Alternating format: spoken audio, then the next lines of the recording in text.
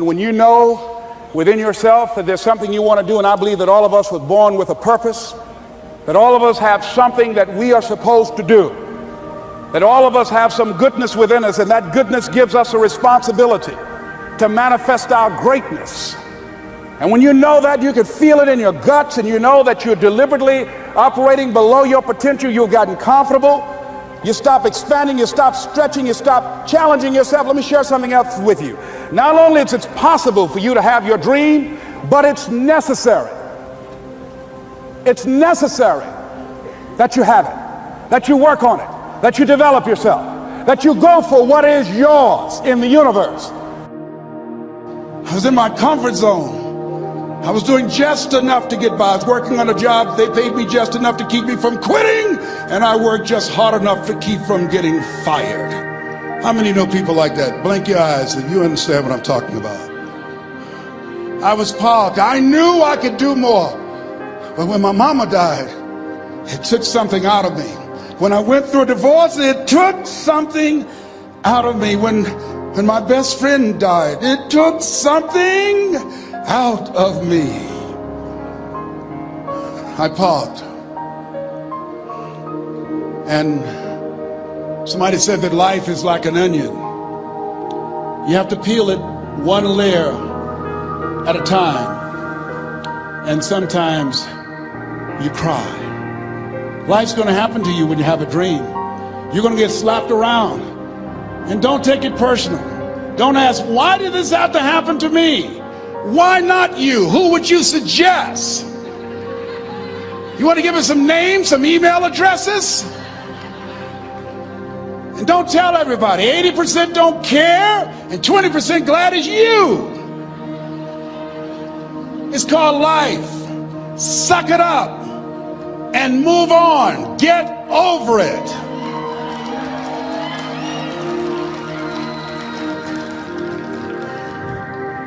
It happens to everybody. Here's the other thing: as you look at your goals and look at your dreams, when you're going through some stuff, repeat after me, please. When things go wrong, don't go with them. Yes, write that down. When things go wrong, don't go with them. When you're working on a business deal, you're counting on some money. Someone said you will get the loan and it falls through. You have an event, and the people that you thought would be there and support you, they don't come through, or someone turns against you, or you get ripped off. It's going to happen to you. Happened to me. Someone stole all my products, my database, over 180,000 names and addresses. It's not personal. It's going to happen to everybody. It does.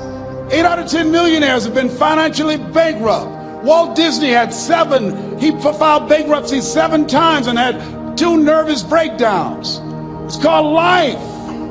But I got a saying: when life knocks you down, try and land on your back, because if you can look up, you can get up. You've got the power in you to do that. You've got something special. You've got comeback power. Here's the other thing. Let us say together, it's possible. It's necessary. It's me. Yes, write that down. It's me. Take ownership for your life. Nobody can live your dream for you but you. Nobody's going to take care of your business like you. Stop coming up with excuses. Don't give yourself permission to continue to live a small life.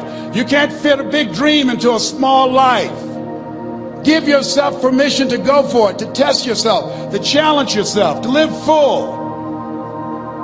I like the saying, always strive to get on top in life, because it's the bottom that's overcrowded. The reason you're here is because there's something in you that says, I can do more. This just can't be it. There's something in you. There's a calling on your life. There's something in your heart that caused you to get dressed and spend the money to go to seminar after seminar and listen to message after message and speaker after speaker. Because there's something in you that tells you this is not it for you. You have not peaked here. There's more in you that you are expressing. Eye has not seen, ear has not heard, nor has entered the heart of mankind what's in store for you if you challenge yourself, if you persist and persevere, if you take ownership for your life. George Bernard Shaw said the people that make it in this life, they look around for the circumstances that they want, and if they can't find them, they create them. Create what you want. You have the power in you to do more than you can ever begin to imagine, to control your destiny, to make a difference in our children, to make a difference on the planet, to make an impact. Let us say together, it's me. And let us say together, it's hard. Say it like you know it. Say, it's hard. Ladies and gentlemen, it's hard. There are people who have seen their retirements taken away from them by the corporations that they work for. They were within 2 or 3 years of retiring, and they had it taken from them. The number one entrepreneurs in this country now are senior citizens. The number one employer, number two, McDonald's and Walmart. And there's nothing wrong with those jobs. I guarantee you those people did not have a plan to end up living their lives at the end of life with those types of jobs. And they didn't have a plan like you have, and while you're investing in yourself, not to. And it's hard. There are people making choices between purchasing prescription drugs or paying for gas or a mortgage note. It's hard when you're working on a job for 20 years, 30 years, give them some good years, and then they come in and tell you, we've downsized. In other words, you're fired. And then you have to start all over again. How many of you know it's hard? Raise your hands, please. It's hard. And it's not fair. One of the things I like about T. Harv is he talks about work and investing in yourself. It's not fair when people are going up against that kind of stuff to tell them just think positive and be enthusiastic and everything will work out all right. Ain't that kind of party. It's hard. Life will put some knots on your head. I bought my first home for my mother. I was rushing, didn't know what I was doing, and I bought a home that had a lien against it. And they called me, Mr. Brown, yes, there's a lien against your property. We need $55,000 if you're going to stay there. Wait a minute, sir. I just bought this home. The guy told me there were no liens against it. I'm not the one that owe you the money. You should have checked that out, Mr. Brown. Come on. I called my attorney. We followed up. Yes, Les, there's a lien against the property. But he told me there were no liens. He lied, obviously. Oh, my God. He told me he wanted to help me because he admired the fact that I was buying this home for my mother and that he was adopted, and he identified with me. Les, he suckered you. He played you, man. So what? Well, would they take payment arrangements? What about $5,000 a month? They want all the money, Les. They want all the money, or you're going to have to get out. The house is going up for sheriff's sale. Do you have it? No, I don't have it. Can they give me some time? Tell them to give me 3 months, please. Give me 3 months. My mother's in her 70s, man. She has a bad heart.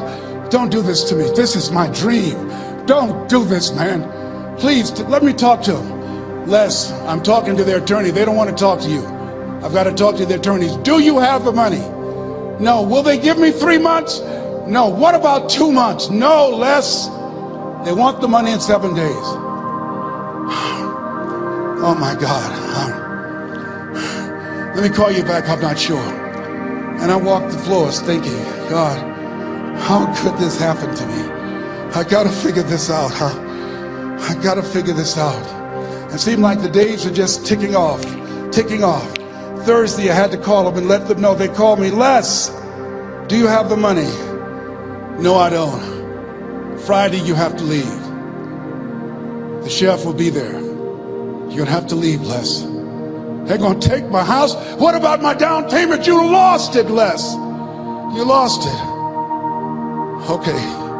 I got to go. Yes. I prayed, Lord, please, if you show me that you're real, if you're really real, you think Paul worked for you, you haven't seen anything. Don't let me lose this house and watch what I'll do for you. I was trying to cut a deal. Have you ever tried to cut a deal? It's amazing how spiritual you get when you get in trouble. You know what I mean? When I was diagnosed with prostate cancer, I was going to bed with the Bible and the Holy Quran and Science of Mind and Joel Goldsmith, everything I could find. I was praying to Jesus, Yahweh, Melchizedek, everybody. I was calling on everybody. It's amazing. And here I was walking the floor, 3 o'clock in the morning, and I had to go and wake my mother up. I got on my knees and I said, Mama, I said, I need you to wake up. She said, what's wrong, Leslie? I can hear you walking back and forth. I'm not asleep, son. I said, there's something I need to tell you. She said, your eyes are red. Why are your eyes red? Because I feel so stupid now. Why? We got to move tomorrow. Why, Leslie? There's a lien against the property and they want $55,000 and I don't have it. And we're going to be set out tomorrow. We have to go back to Liberty City. So she said, it's okay. I don't like this house anyhow. I said, why? She said, because of my arthritic knees, it hurts my knees when I go up the steps. I said, and why didn't you tell me? Because you were so happy. I just said it because you were happy. I'll live in a shack with you, boy. I love you. It's not the house. I love you. I love all my children. I said, thank you, Mama. Thank you. And the next day when we were in the truck going back to Liberty City and we pulled down 68th Terrace, the neighbors came out and said, wow, Mamie, y'all coming back? Are you back? Yes. What happened to the home your boy bought for you? Those boys you adopted. Leslie didn't do a title search. He made a mistake. And boy, I was so humiliated. How many ever made a mistake that you were just humiliated? Raise your hands. I was devastated. I was taking the furniture off the truck and my mother came and I was crying. And she said, boy, I said, yes, ma'am. She said, hold your head up. I said, Mama, I can't. She said, hold your head up. I said, why? Look what I've done. She said, it's okay. It's okay. You're going to make a lot of mistakes in life, young man. You're going to fail your way to success. You have nothing to be ashamed of. Keep your head up and take that furniture back in the house. I said, yes, ma'am. And I learned something from that. If you ever go through something, hold your head up. If you ever make a mistake, hold your head up. If you ever do something that everything goes wrong, life catch you on the blind side, hold your head up. It's not over. Goethe said, that which does not kill you will make you stronger. Hold your head up. Shake someone's hand on your right and left and say, hold your head up.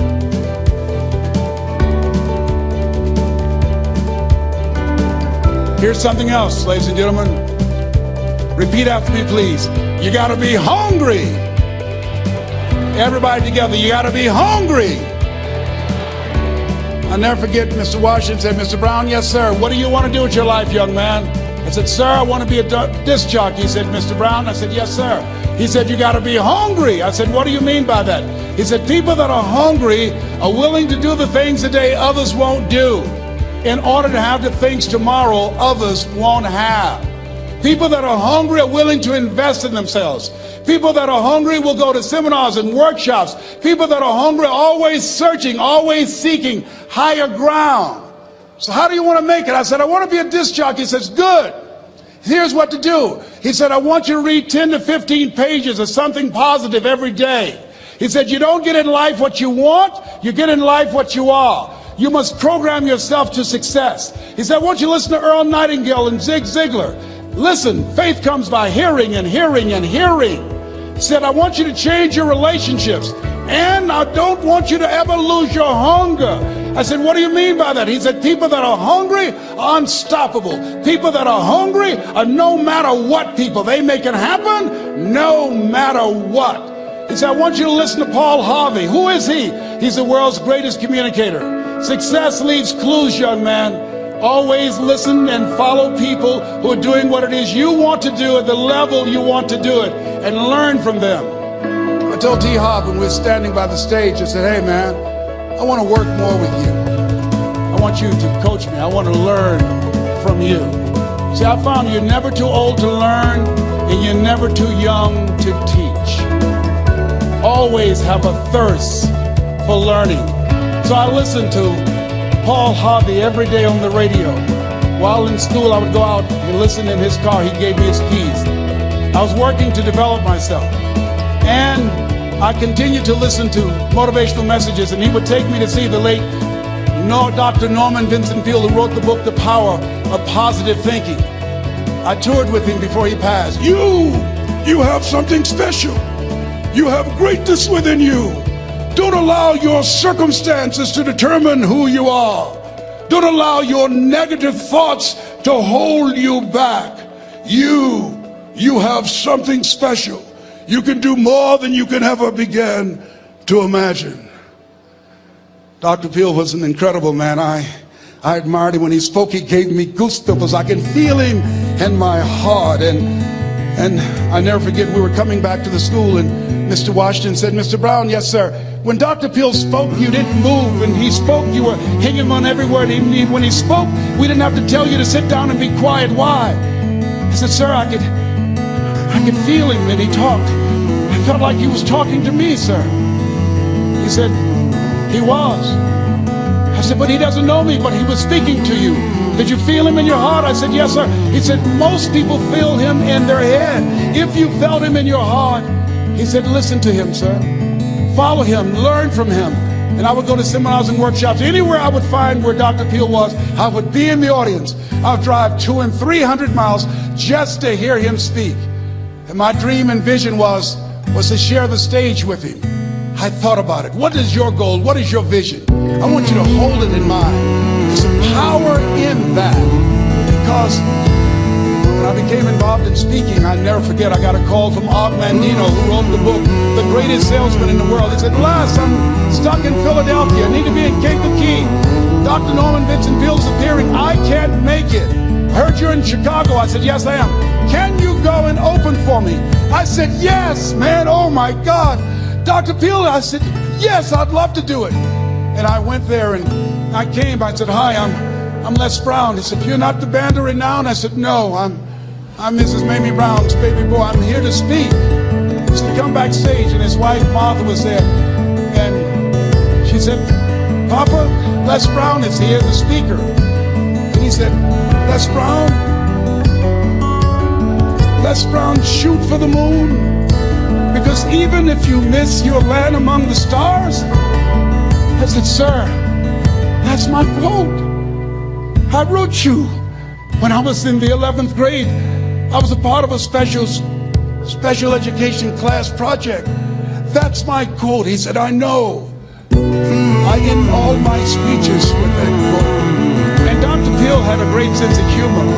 The young man was backstage, and I had so many questions to ask him, and my mind froze up. And the young guy said, Dr. Peale, how old are you? And he was up in age. He said, Sonny, I'm 92. The young man looked at him and said, I don't know if I want to live to get 92. He said, that's because you've never been 91. So I did the things that Mr. Washington suggested. I listened to motivational tapes on a regular basis. I would go to seminars and workshops whenever Zig Ziglar and Dr. Dennis Waitley and Jim Rohn would come to town. And I said, sir, what do you want me to do now? He said, Mr. Brown, I've given you everything that I can give you. He said, develop your mind, put your money where your mouth is, continue to learn how to be an effective communicator, because once you open your mouth, you tell the world who you are. And always surround yourself with OQP, only quality people. So I went to apply for a job on Miami Beach, WMBM radio station. Milton Butterball Smith was the program director. Hello, Mr. Butterball. How are you, sir? My name is Les Brown, sir. I'd like to be a disc jockey.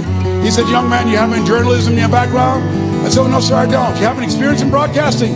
I said, no, sir, but I practice all the time, sir. Let me audition for you, sir. Let me show you how good I am. All I need is a shot, sir.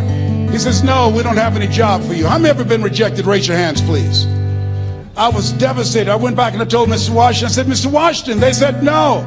He said, don't take it personally. Most people are so negative, they have to say no 7 times before they say yes. He said, you gotta be hungry. Know your vitamin. Go back again. I said, yes, sir. Hello, Mr. Butterball. How are you, sir? My name is Les Brown, sir. I like to be a disc jockey. Young man, weren't you here yesterday? Yes, sir, I was. Didn't I tell you no yesterday? Yes, sir, you did. Then why are you back today? Well, sir, I didn't know whether or not somebody was laid off or somebody was fired, sir. Nobody was laid off or fired. Now, get on out of here. I came back the next day. Hello, Mr. Butterball. How are you, sir? My name is Les Brown, sir. I like to be a disc jockey. I know what your name is. Weren't you here the last 2 days? Yes, sir, I was. Didn't I tell you no the last 2 days? Yes, sir, you did. Why are you back? Well, sir, I didn't know whether or not someone got sick or someone died, sir. No one got sick or died. No one was laid off or fired. Now, don't you come back here again. I came back the next day talking loud, looking happy like I was seeing him for the first time. I said, hello, Mr. Butterball, how are you? He looked at me with rage. He says, go get me some coffee. I said, yes, sir. My favorite book says, the greatest among you will be your servant. How many of you are serious about your goals and dreams? Raise your hands. Very good. Write this down. Provide more service than you get paid for. Provide more service than you get paid for. I go to a lot of seminars and workshops. And one of the things I know about T. Howard Neckert, when I was sitting in the class with Robert Ralph and all of the other presenters, they hold themselves to high standards and they provide more information than anybody else in the industry, bar none. They hold nothing back because their commitment is for your success. And when you hold yourself to high standards, write this down, impact drives income. That's why you're here. Because the training, the seminars, been making a difference in your life. If they did not have impact, 200 or 300 people would be here, if that amount. Impact drives income. So I became the errand boy for the disc jockeys. I would go get their lunch and their dinner, and I would bring it to them in the control room, and I'd watch them working the control boards, knowing my time will come. Write this down. I expect to reach my goal. Yes, you want to operate with a spirit of expectation. I expect to reach my goal. So I started preparing for the next position. Never forget one quote that I heard. As you look at your life, look at your goals and dreams. It's better to be prepared for an opportunity and not have one than to have an opportunity and not be prepared. If you expect to reach your goal, prepare yourself now. And so then pretty soon, the guys at the station, they begin to take a liking to me. Write this down. Build relationships. As you're aware, people deal with people that they know, like, and trust. And so they would say, Leslie, yes, sir. Come here, yes. Come outside. Who did this? Oh, your car? Yes. Who cleaned my car? I did, sir. I would wax their cars on the weekend, inside and out. How much do you charge? Oh, nothing, sir. I just wanted to help out. I was providing more service than I got paid for. I was building relationships. They said, whoa, look here. Donna Ross and the Supremes are coming to town. The Four Tops and the Temptations. Here are my car keys. Pick them up for me. Take them to the Fontainebleau Hotel on Miami Beach. I said, yes, sir. I would drive them all over Miami Beach in their big, long Cadillacs. I didn't have any driver's license, but I was driving like I had some. Then one day, it was a Saturday afternoon, a disc jockey by the name of Rockin' Roger was drinking while he was on the air. It was a Saturday afternoon, and I was the only one there. Rockin' Roger got so drunk, he could not complete the show. He started slurring his words. He's about to fall off the chair. And there I was, looking at him through the control room window, walking back and forth, young, ready, and hungry. I was saying, drink, Rock, drink. Drink, Rock. I'd have gone and get him some more if he'd asked me to. Then pretty soon the phone rang. It was the general manager, and I answered the phone. I said, hello? He said, young boy, this is Mr. Klein. I said, I know. He said, Rock can't finish his program. I said, I know. He said, would you call one of the other DJs in? I said, yes, sir. I said to myself, he must be think I'm crazy. I called my mom and my girlfriend, Cassandra. I said, y'all come out on the front porch and turn up the radio. I'm about to come on the air.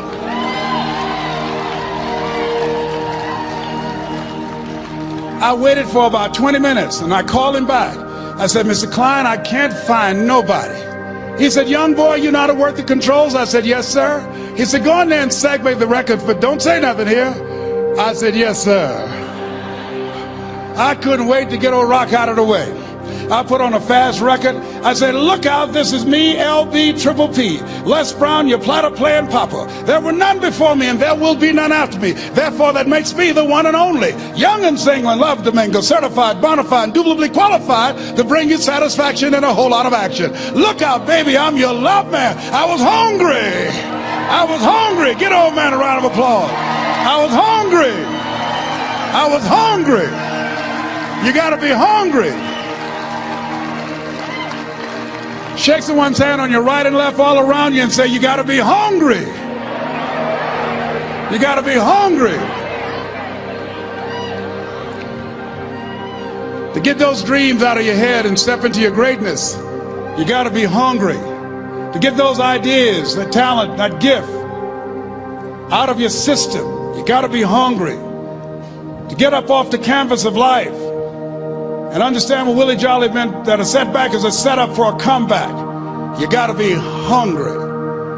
People that are hungry are willing to do the things today others won't do in order to have the things tomorrow others won't have. How many of you got value out of what you've heard thus far? Raise your hands, please. Very good. I would like to leave this with you. I don't know what your goals are. I don't know what you want to do. Here's what I know about you. You have greatness within you. Here's what I know about you.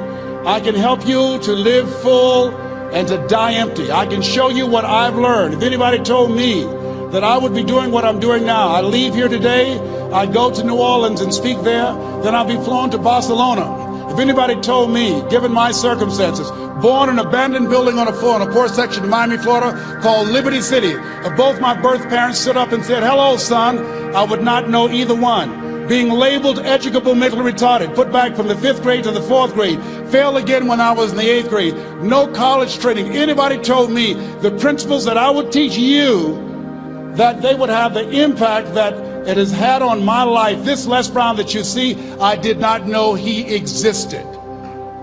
And I tell you that you have greatness within you. You have the ability to do more than you can ever begin to imagine. Come into the room with me, and I guarantee you your life will never be the same again. I like to leave this with you. I don't know what your goals are. Mine is to find a cure to autism. Mine is to find a cure to breast cancer and to prostate cancer. Mine is to work with our youth and to reduce the recidivism rate in our prisons and help young people learn how to become an asset to our society rather than a liability. Mine is to train speakers to become great communicators, to speak from their heart, not their heads, and teach them how to impact and create a new conversation so people can see the possibilities of life and overcome the possibility blindness that held me hostage for 14 years. I don't know what your goals are, but here's what I know about you, and I don't know you. You've got greatness within you. And I like to leave this with you, something my mother used to love to hear me say. Leslie, yes ma'am, mama. Say that thing for me, boy, that makes me feel good. I dedicate this to you, to the greatness in you, and to the dream that you showed up on the planet to produce. And it's simply this. If you want a thing bad enough to go out and fight for it, to work day and night for it, to give up your time, your peace, and your sleep for it. If all that you dream and scheme is about it, and life seems useless and worthless without it, and if you gladly sweat for it and fret for it and plan for it, and lose all your terror of the opposition for it, and if you simply go after that thing that you want with all of your capacity, strength and sagacity, faith, hope, and confidence, and stern pertinacity,